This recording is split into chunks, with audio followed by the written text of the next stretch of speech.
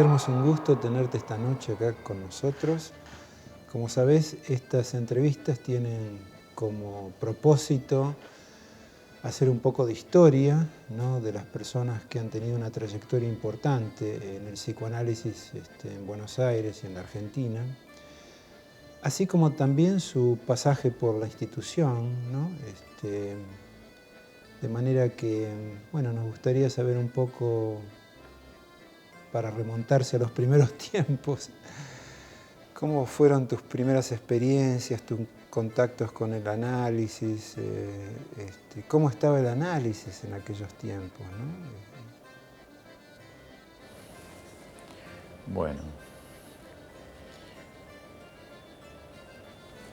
fueron un montón de situaciones un poco casuales, eso lo venía pensando. Porque en realidad, ¿verdad? Yo quería ser médico de campo. Es decir, quería ser médico de campaña y tengo montones de elementos como que dan cuenta de esa especie de vocación.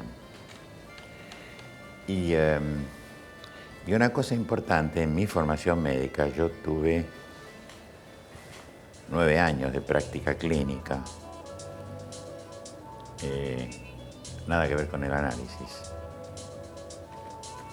de estar en un lugar muy importante donde se hacía práctica clínica, que era en el Hospital Rawson, en el Instituto Modelo, que era un pequeño instituto de muchas especialidades dentro, Me acuerdo de dentro del Modelo, ¿no? Dentro del Rawson. Pángaro, ¿no era?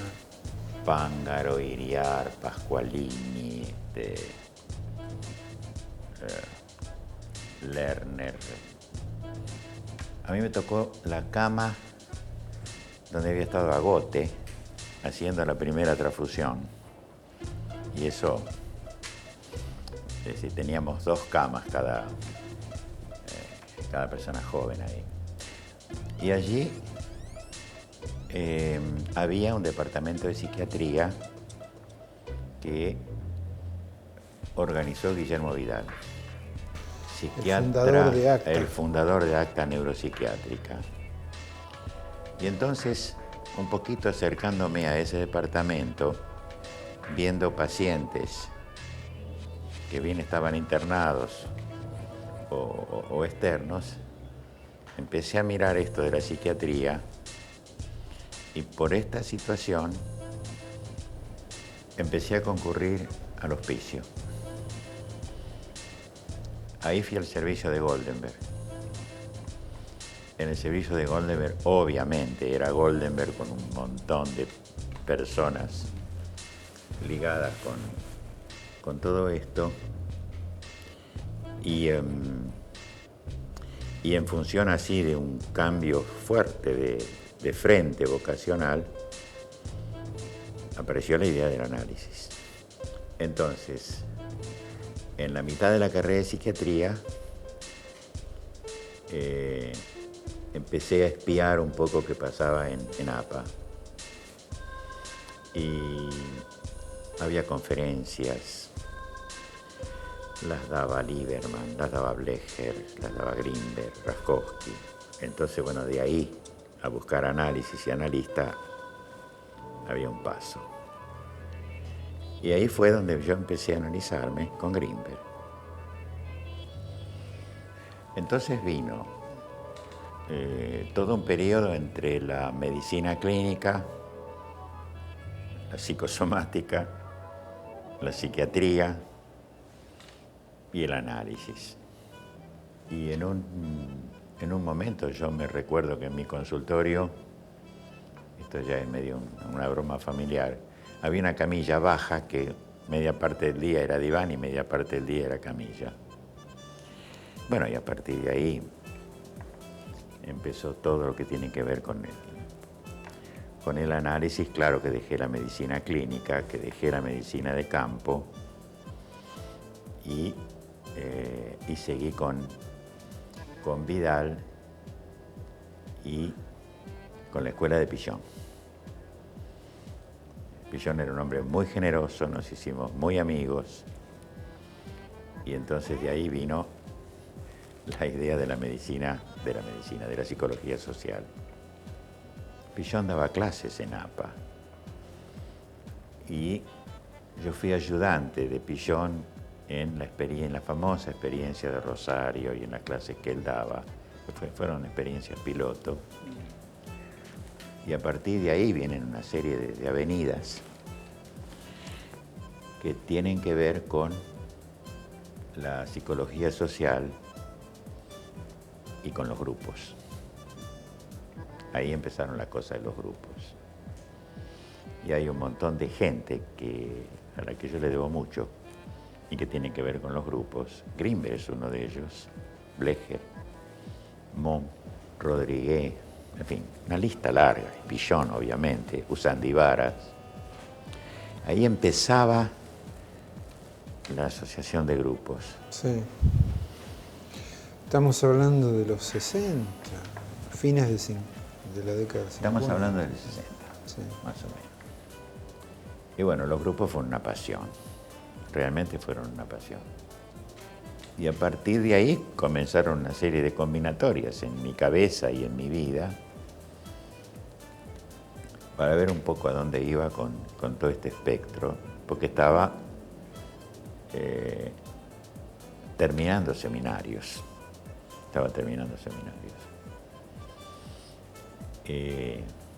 Y bueno, seguí con los grupos, hicimos mucho trabajo con la asociación de grupos. Era fácil hacer grupos.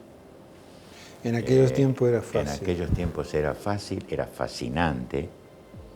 Realmente era fácil, era fascinante. Pero esa es otra historia, es hasta que llegó la represión.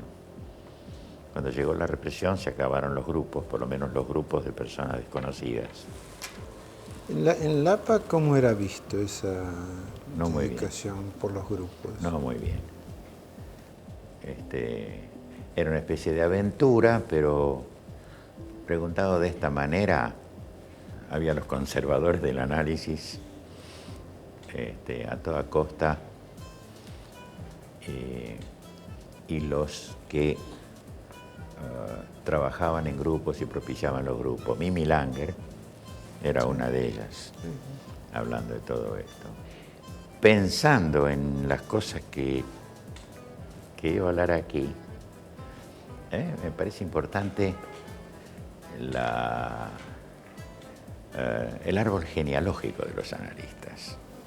A ver cómo es eso. Claro, porque estoy diciendo que Mimi Langer, Grimberg fue mi analista, Mimi Langer fue analista de Grimberg, Sandor Loran fue el analista de Mimi y Freud fue el analista de Sandor Loran. Yo creo que hay que saber un poquitito todos estos recorridos. Y en esa época, bueno, los grupos eran fáciles, eran fascinantes, eran accesibles y había una mutua alimentación, por lo menos en lo que se discutía en esos momentos, entre la teoría analítica y la teoría de la transferencia en análisis individual, cómo funcionaba la transferencia en grupos, y cómo se podría ver encuadres que hoy parecen fáciles y aceptados, pero en ese momento había que como reconstruir todo un lenguaje, por así decir, ¿no? Pero se podía y había un crecimiento interno y había un crecimiento en las sociedades. Me estoy olvidando de Rodríguez, que hizo mucho para todo esto, y era un muy buen clima en la Argentina de ese momento, hasta la represión. De manera que uno trabajaba en individual y trabajaba en grupos. Me parece que es importante marcar este tipo de cosas, porque cuando se terminaron los grupos, por estos aspectos de la política, era peligroso tener en la agenda personas desconocidas y tener en el consultorio personas que no se conocían entre sí. Que salieran todos a la misma hora. Que salían todos a la misma hora. Eso es cierto. Y entonces allí tomó relevancia los grupos preformados, que eran mucho menos peligrosos. Parejas, familia, digamos, gente que se especializaba en este tipo de cosas. Te quería preguntar, dijiste que fuiste muy amigo de Pichón. Sí. ¿Nos podrías contar un poco más de él, de tu vínculo con él? Una semblanza de... Yo creo que Pichón, más allá de mi propio padre, creo que es una de las personas más generosas que yo vi nunca. Generosas en lo intelectual, en la preocupación que tenía con la gente y en lo material. No se le podía decir nada porque te lo daba.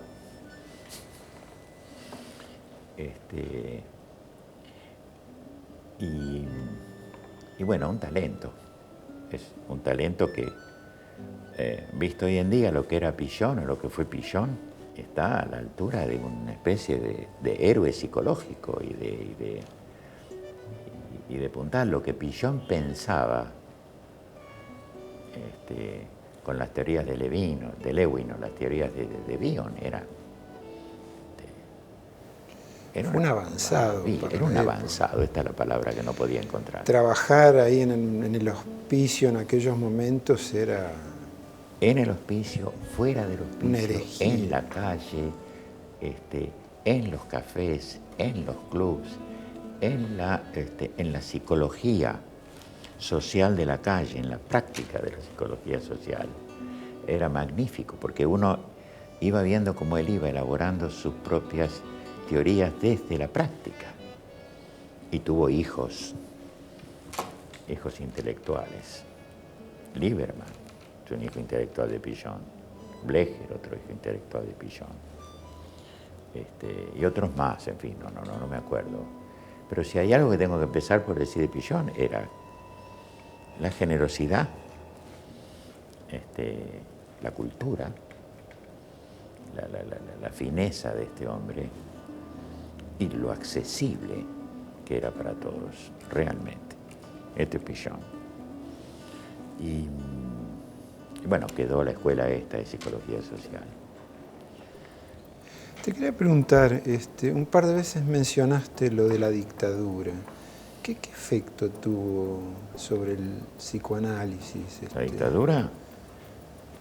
Más allá sobre los grupos, ¿no? ¿Qué? Sobre los grupos. Yo fui presidente de la Asociación de Grupos. En el 78 hicimos un congreso y hubieron pequeñas reuniones previas. Cada reunión que se hacía en la asociación había que pedir permiso a la policía. Ya se sabía lo de Perocio, que era la presidenta que había desaparecido. De manera que venían veedores a escuchar nuestras asambleas, nuestras reuniones científicas. El Congreso de Grupos del 78, que dio un superávit bastante importante, que se hizo en el Plaza, 1.300 personas. Para esa época, mucha gente. El superávit de ese congreso se lo llevó todo la policía de seguridad, porque estábamos amenazados por teléfono, por carta, por bombas, ¿no? En un congreso donde venía mucha gente de afuera. Así que prácticamente sostener el congreso se llevó todo el superávit de ese congreso, que fue un congreso muy, muy importante. La gente se fue con las actas puestas. Es decir, cada día se hacía un acta, no había computadoras, no había fotocopiadoras, había mimeógrafo, había casilleros, como después hicimos aquí, y cada día la gente se llevaba resúmenes porque se contrataron 15 mecanógrafas, para tener una idea de lo que se hace hoy con las computadoras, ¿no? Bueno, esto en cuanto a difusión y todo lo demás, pero se trabajaba ya con la represión, ya con la amenaza, si esa es la pregunta. Y en esos momentos, ¿cómo estaba la asociación?